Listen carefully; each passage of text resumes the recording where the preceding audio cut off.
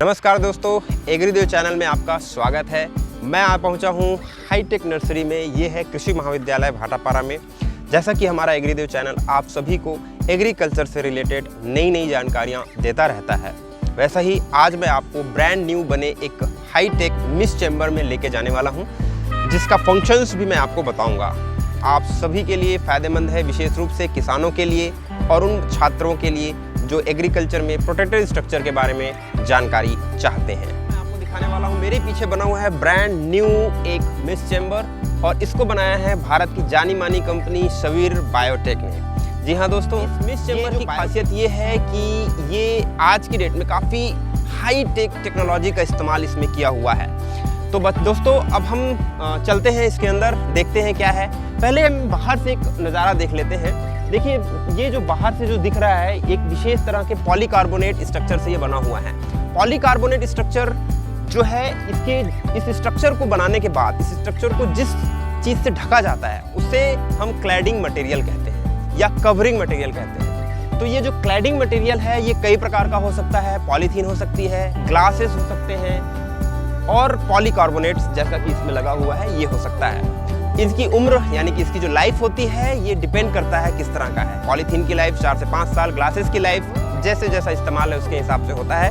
Polycarbonate जो इसमें लगा हुआ है, इसकी लाइफ बहुत ज़्यादा होती है, 50 साल तो इसमें देखने को ही नहीं लगता है। तो दोस्तों, ये क्लैडिंग मटेरियल के बारे में हमने देखा। अब हम इसके अंदर जाएंगे और इसके सिस्टम को समझने की कोशिश करेंगे। ये है इसकी स्लाइडिंग डोर, और हम इसे स्लाइड करके अंदर चलते हैं, फिर देखते हैं। तो आइए दोस्तों, अब मैं आ चुका हूँ एक पहले चैम्बर में, एक कमरे में, और इस कमरे को कहते हैं बफर रूम। जी हाँ दोस्तों, ये है बफर रूम, इसे बफर रूम कहा जाता है। और इस बफर रूम का मकसद होता है कि डायरेक्ट जब हम किसी मिस्ट चैम्बर या किसी हाईटेक नर्सरी के अंदर जाते हैं या प्रोटेक्टेड स्ट्रक्चर के अंदर जाते हैं, तो सीधा मेन चैम्बर में ना जाके हम पहले एक चैम्बर में जाते हैं, जिसे हम कहते हैं बफर रूम। दोस्तों, बफर रूम की खासियत ये है, आप देखेंगे यहाँ एक एग्जॉस्ट है। इस बफर रूम को जैसे ही इसकी एंट्री होती है, हमें पहले तो इसको बंद कर देना चाहिए, क्योंकि बाहर का अब हम इस कमरे के अंदर आ चुके हैं। हम ये है मेन चैम्बर का गेट, और ये है यहाँ का पैनल, स्टार्टिंग पैनल। दोस्तों, यहाँ पर आपको 2 पैनल दिखाई दे रहा होगा। एक है ग्रीन हाउस कंट्रोल पैनल, और दूसरा है फर्टी पैनल। दोस्तों, ये पैनल जो है फर्टिलाइज़र सप्लाई करने के, पीएच कंट्रोल करने के, पीएच लेवल को मेंटेन करने के, और प्रेजेंट पीएच की जानकारी प्राप्त करने के लिए होता है। मैं थोड़ा सा जूम करके आपको पास ले जाता हूँ। इस तरह से इसकी मॉनिटर में हम ये सारी चीज़ें यहाँ पर देख सकते हैं। दोस्तों, ये है ग्रीन हाउस कंट्रोल पैनल, और इसमें आप देखेंगे इसके स्विचेस में, इसमें 3 तरह के आपको सिस्टम दिए हुए हैं। बेसिकली 2 हैं, ऑटो है और मैनुअल है। आप देखेंगे इस स्विच का काम है हीटिंग करना, इसका कूलिंग और इसका ह्यूमिडिटी। ये है इसका मॉनिटर डिस्प्ले यूनिट, जो कि हमारा रिलेटिव ह्यूमिडिटी को यहाँ पर बताता है। और ये जो होता है, ये पर्टिकुलर मिस्टिंग करने का काम करता है। दोस्तों, ये देखेंगे ये प्लीज टाइमर है। ये जो टेम्परेचर और रिलेटिव ह्यूमिडिटी, 2 चीज़ को ये कंट्रोल करता है, राइट। ये आप देख रहे हैं, ये इंडिकेटर है पावर सप्लाईज के, तीनों पावर यहाँ पर है, यानी कि ये 3 फेज में काम करता है। और ये इसके मेन स्विचेस हैं, आप देख सकते हैं। तो चलिए मेन चैम्बर की ओर चलते हैं। ये है हमारा मेन चैम्बर इस तरह से। अब मैं आ चुका हूँ मेन चैम्बर में। यहाँ बहुत ज़्यादा गर्मी है, बाहर की गर्मी से यहाँ की गर्मी बहुत ज़्यादा है, क्योंकि ये ब्रांड न्यू है, बनकर ही तैयार हुआ है। और अभी यहाँ पर कोई भी क्रॉप आप देख सकते हैं, कोई भी क्रॉप यहाँ पर नहीं लगा हुआ है, अभी जस्ट ये रेडी है। और यहाँ पर मुझे 6 बेंचेस दिखाई दे रहे हैं दोस्तों। और ये 6 बेंच, एक खास बात है इन 6 बेंचेस में, ये मूवमेंट होता है। देखिए, इस तरह की ये बेंचेस को आप मूव कर सकते हैं from one place to another. ये देखिए, इस तरह से ये मूवमेंट इसमें होता है। तो एक साथ इस पर्टिकुलर मिस्ट चैम्बर में आप 25,000 प्लांट्स जो हैं यहाँ पर ग्रो कर सकते हैं। यहाँ पर आप देखेंगे कि एक विशेष तरह का स्ट्रक्चर है। दोस्तों, एक और ख़ास बात बताना चाहूँगा, जो इसकी दीवार होती है ना, मिस्ट चैम्बर की जो दीवार होती है, इसको हम गेबल कहते हैं। और इसके कॉर्नर पे आप देखेंगे, इस कॉर्नर पे और उस कॉर्नर पे, इस कॉर्नर पे, उस दोनों कॉर्नर पे वाटर को स्टोर करने की जगह बनी हुई है। जो ऊपर का बारिश का पानी आएगा वो स्टोर होकर के पानी बाहर चला जाता है, इसको हम गटर कहते हैं। दोस्तों मिस्ट चैम्बर कई तरह के होते हैं, single spawn, multi spawn, sawtooth type, lean to a type, कई तरह के होते हैं। तो ये जो है सिंगल स्पॉन मिस्ट चैम्बर है। और अब हम इसके बाकी पार्ट्स को देखते हैं एक एक करके। दोस्तों जैसा मैंने कहा ये बेंच है और इसकी खास बात बताता हूँ। ऊपर में आप देखेंगे, इस देखिए ये लगा हुआ है फॉगर। जी हाँ दोस्तों, ये फॉगर लगा हुआ है। इस तरह से आपको फॉगर दिखाई दे रहा होगा, पूरे स्ट्रक्चर में फॉगर आपको देखने को मिल रहा होगा। और मैंने बताया ये एक स्लाइडिंग डोर है। स्लाइडिंग डोर का मतलब होता है कि बगल की दीवारें इसकी जब पावर ऑफ हो जाता है तो बगल की दीवार यहाँ पर हम खोल सकते हैं। और ये बिल्कुल ऑटोमेटिक है, एक गियर सिस्टम से ये ऑन होता है ऑटोमेटिक। ये इस तरह का गियर सिस्टम लगा हुआ है, आप देखेंगे जैसे ही हम इस तरह से इसको घुमाते हैं। और ये देखिए, मैं आपको इसका बगल का वॉल खोल के दिखा रहा हूँ। ये देखिए बगल के वॉल इस तरह से ये ओपन हो रहा है। ये मुख्य रूप से तब किया जाता है जब पावर सप्लाई ऑफ हो, लंबे समय के लिए ऑफ हो और हमारे पास दूसरा ऑप्शन नहीं है, तो हम क्या करते हैं, बगल के इन वॉल्स को हम खोल देते हैं ताकि अंदर का टेम्परेचर और बाहर का टेम्परेचर लगभग सिमिलर कंडीशन पे आ जाए। अभी यहाँ का टेम्परेचर बहुत ज़्यादा। दोस्तों एक किसी भी ग्रीन हाउस के अंदर जो प्रोटेक्टेड स्ट्रक्चर होते हैं उसके 4 से 5 इंपॉर्टेंट एलिमेंट्स होते हैं कहना चाहिए। पहला होता है cooling system, heating system, relative humidity, irrigation system.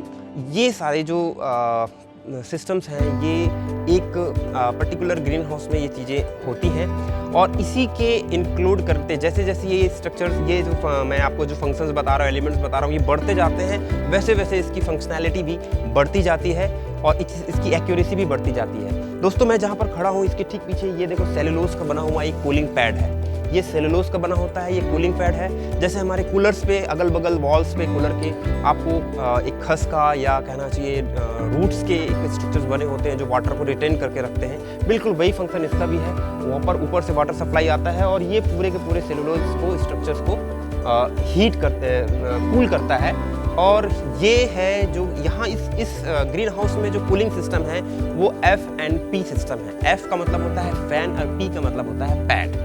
तो ये फैन पैड सिस्टम पे बेस्ड वर्क करता है। दोस्तों ये रहा फैन, आपको दिखाई दे रहा होगा। इस मिस्ट चैम्बर में 2 तरह के फैन लगे हुए हैं, एक फैन ये है और दूसरा फैन ये है। तो इस तरह से ये फैन सिस्टम यहाँ पर लगा हुआ है।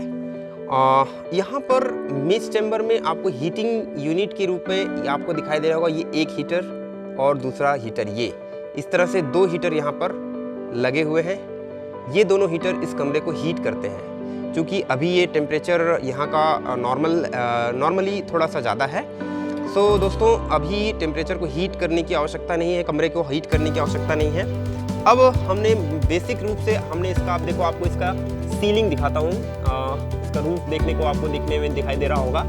अंदर से ऊपर एक 90% का नेट लगा हुआ है जिसे हम नेट कहते हैं, शेड नेट कहते हैं। ये जो है अल्ट्रा जो वायलेट होता है उसके लिए रेजिस्ट होता है और ये अल्ट्रा वायलेट रेस को फिल्टर कर लेता है। इसके ऊपर पॉलीकार्बोनेटेड जो शीट्स हैं वो लगी हुई हैं। तो आप देखेंगे ये पूरे के पूरे स्ट्रक्चर में पॉलीकार्बोनेटेड शीट्स ये बना हुआ है और इसमें इस तरह के 6 बेंचेस हैं जो मूवेबल हैं। आप देखेंगे कि यहाँ पर ये ऑटोमेशन में कैसे काम करेगा। ऑटोमेशन में काम करने के लिए एक सेंसर की आवश्यकता होती है। इस पूरे मिस्ट चैम्बर के अंदर दोस्तों ये देखिए, ये जो यहाँ पर एक हैंग किया हुआ है ये इसका सेंसर है।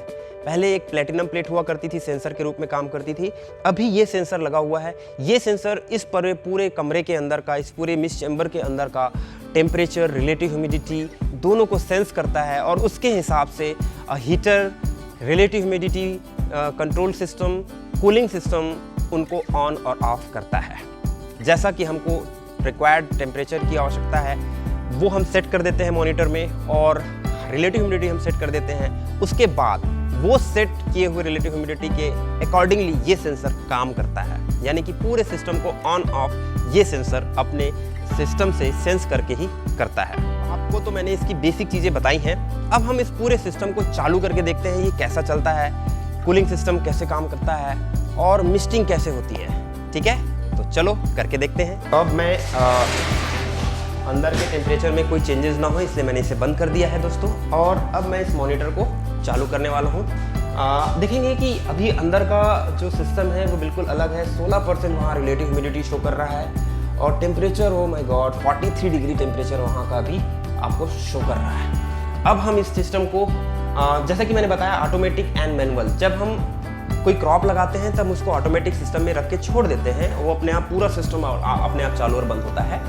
चूँकि मैं आपको अभी इसको चालू करके बताने वाला हूँ तो मैं इसे एक मैनुअल सिस्टम में लेके जाता हूँ। अभी हीटिंग की आवश्यकता नहीं है दोस्तों, क्योंकि टेम्परेचर ऑलरेडी 43.5 शो कर रहा है। तो I am going to start it as a manual. मैं इसे शुरू करने वाला हूँ और मैं कूलिंग सिस्टम और ह्यूमिडिटी सिस्टम, दो सिस्टम को चालू करता हूँ। देखते हैं।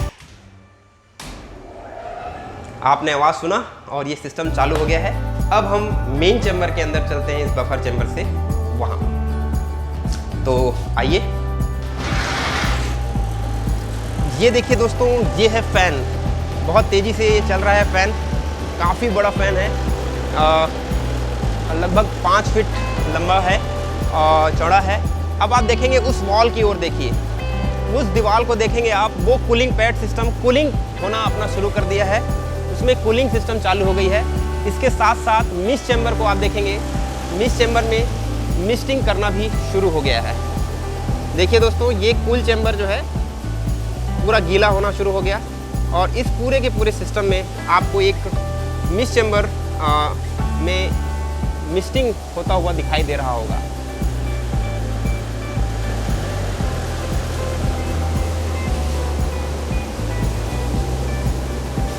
अब ये पूरा का पूरा चैम्बर, जिसका टेम्परेचर अब धीरे धीरे डाउन होते जा रहा है।